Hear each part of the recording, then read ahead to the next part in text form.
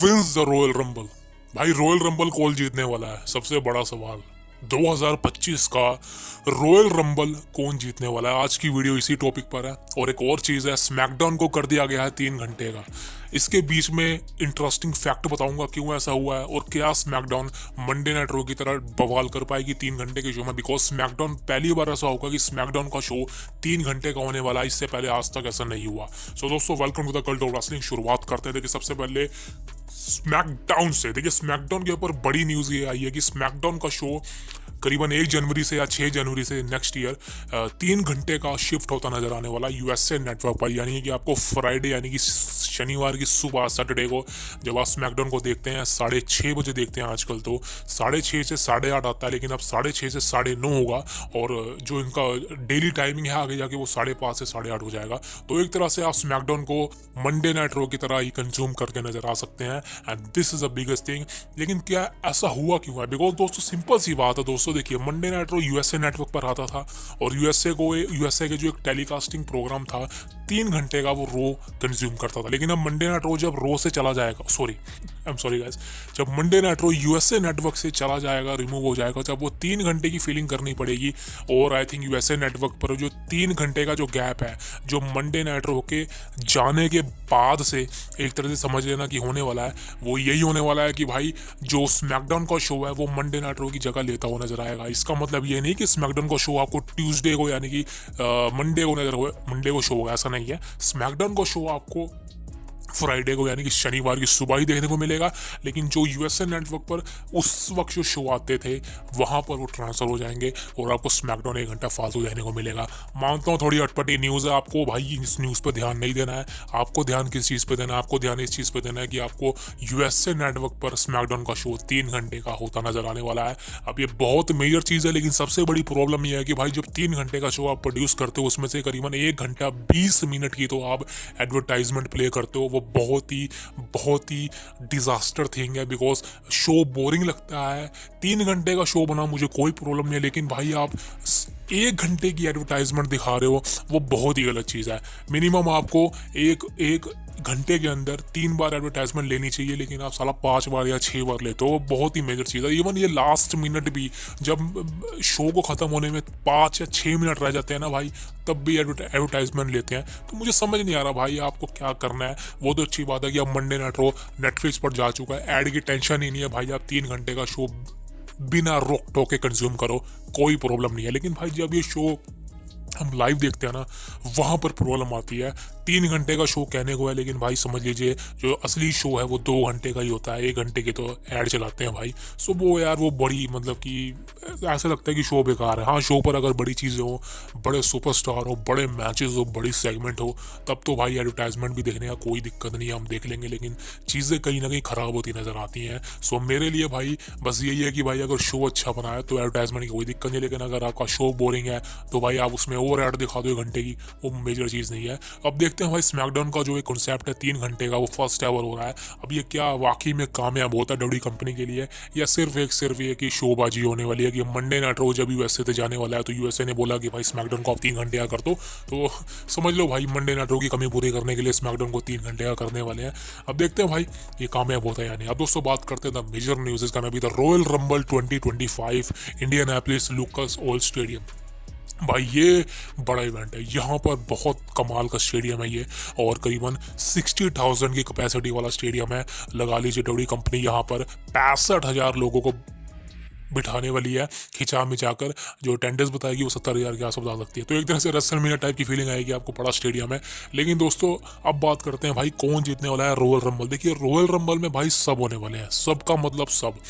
I think पहला ऐसा royal rumble होगा काफ़ी समय के बाद जब यहाँ पर सारे सुपरस्टार अवेलेबल होंगे। आई थिंक 2000, मैं कौन सा बताऊं, जब सारे बंदे रॉयल रंबल में थे, आई थिंक 2018 का था जब सारे सुपरस्टार उसके अंदर थे। Even John Cena, Roman Reigns, Randy Orton, उससे पहले तो भाई अंडरटेकर भी था। तो काफ़ी समय के बाद एक ऐसा रॉयल रंबल आ रहा है जहाँ पे बहुत से सुपरस्टार आने वाले हैं। देखिए सबसे बड़ा नाम रॉक का है, रोमन रेंस भी इस बार शामिल होने वाला है रॉयल रंबल में, कंफर्म है। रॉयल रंबल मैच में होगा, मेंस रॉयल रंबल मैच में। जॉन सीना होने वाला है, सेथ रॉलिंस होने वाला है, रेंडी ऑर्टन होने वाला है, एजे स्टाइल्स भी होने वाला है और भी बड़े नाम है जो होने वाले हैं। सो एक तरह से देखा जाए सरप्राइजिंग भी हो सकता है किसी का नाम आ जाए। तो भाई कौन जीतने वाला है रॉयल रंबल? मैं यहाँ पे मेंस रॉयल रंबल की बात कर रहा हूँ, वुमेन्स की बात नहीं कर रहा हूँ, उसके लिए वीडियो वाला आगे बनाऊंगा। लेकिन मेंस की बात करूँ भाई, कौन जीतने वाला सबसे ज़्यादा, चांसेस किसके हैं सबसे ज़्यादा रॉयल रंबल जीतने के? 5 यानी कि 5th नंबर से हम स्टार्ट करेंगे भाई।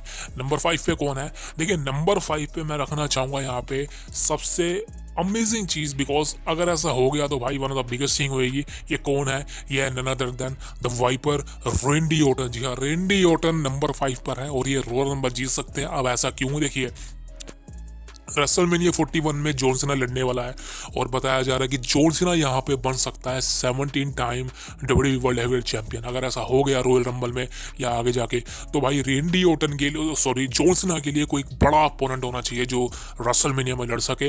अगर जॉन सीना चैंपियन बन जाता है तो भाई आप समझ के लिए कि रेंडी ऑर्टन यहाँ पे आपको रॉयल रंबल देखने को मिल सकता है। And this is the biggest thing, because अगर रेंडी ऑर्टन रॉयल रंबल जीत गया तो भाई कंफर्म है कि वो जॉन सीना को ही चूज करेगा रेसलमेनिया 41 के लिए। बिकॉज मतलब क्या बनता है, बिकॉज ऑर्टन ने कहा था कि वो जॉन सीना को एक लास्ट टाइम फेस करना चाहता है।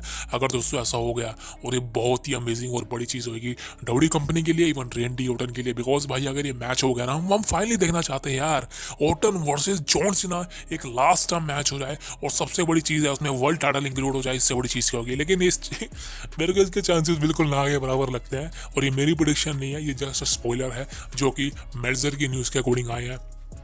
नंबर 4 पर रखूंगा मैं यहाँ पे केविन ओवेंस को। देखिए नंबर 4 पर केविन ओवेंस को रखूंगा।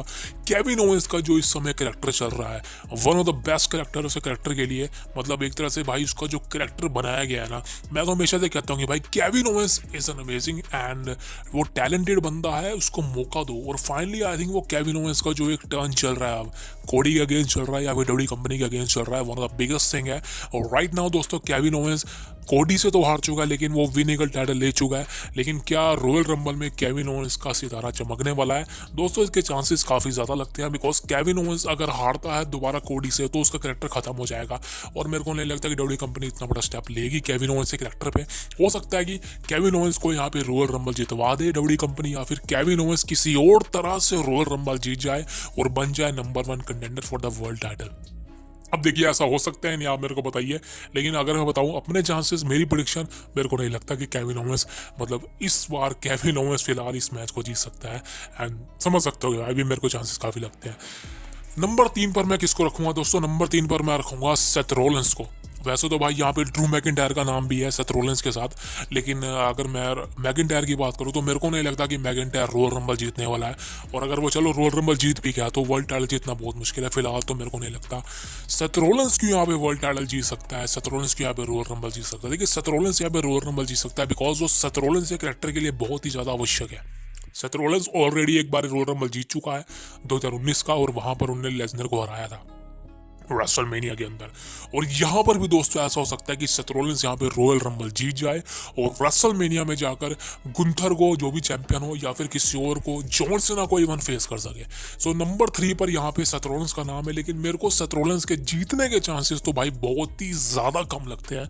मेरे को नहीं लगता कि डब्ल्यूडब्ल्यूई कंपनी सेथ रॉलिंस को जितवाने का इतना बड़ा रिस्क लेगी। अब दोस्तों बात करें नंबर 2 की। नंबर 2 पर भाई वो कौन सा बंदा है रॉयल रंबल जीत सकता है? जी हाँ, none other than your real OTC tribal chief Roman Reigns. जी हाँ दोस्तों, रोमन रेंस आपको रॉयल रंबल जीतते हुए देखने को मिल सकता है, जिसकी पोजीशन नंबर 2 पर है। अब नंबर 2 पर क्यों है वो ये है भाई, देखिए रोमन रेंस के बाद इस समय चैंपियनशिप नहीं है, वो हार चुका है और उसने कोडी रोड से कहा भी था जब मैं ब्लड लाइन से डन हो जाऊंगा तब मैं तेरे पीछे आऊंगा अपना टाइटल लेने के लिए। और आप समझ सकते हैं कि रॉयल रंबल में मेरे को नहीं लगता कि रोमन वर्सेस कोडी होगा। रॉयल रंबल में हो सकता है रोमन रेंस रॉयल रंबल को मैच को जीत जाए और रेसलमेनिया में या फिर उससे पहले कोडी को चैलेंज कर दे। जरूरी नहीं कि वो रेसलमेनिया में करेगा, उससे पहले भी कर सकता है वो टाइटल चेंज। वहां पर दोस्तों हो सकता है कि रॉक की इंटरफेरेंस से रोमन हार जाए और जिस वजह से हमें कुछ देखने को मिले। लेकिन हो सकता है royal Rumble match Roman Reigns जीतते हुए नजर आ सकता है। वैसे 2015 का रोमन जीत चुका है और 2025 10 सालों बाद ये चीज़ रिपीट हो सकती है, समझ लेना। अब इसके चांसेस मुझे कितने लगते हैं? नंबर 2 के अकॉर्डिंग रखूंगा, हो भी सकते हैं। नंबर टॉप 3 में तो भाई कंफर्म है कोई भी जीत सकता है। अब दोस्तों नंबर 1 पर कौन है? जो रियल में रॉयल रंबल जीतने के लायक है, जो रियल में रॉयल रंबल जीत सकता है। और सही बताऊं तो भाई यही बंदा है जो रॉयल रंबल जीत सकता है, और इसकी स्टोरी लाइन रॉयल रंबल में जाने वाली है। और यह है कौन?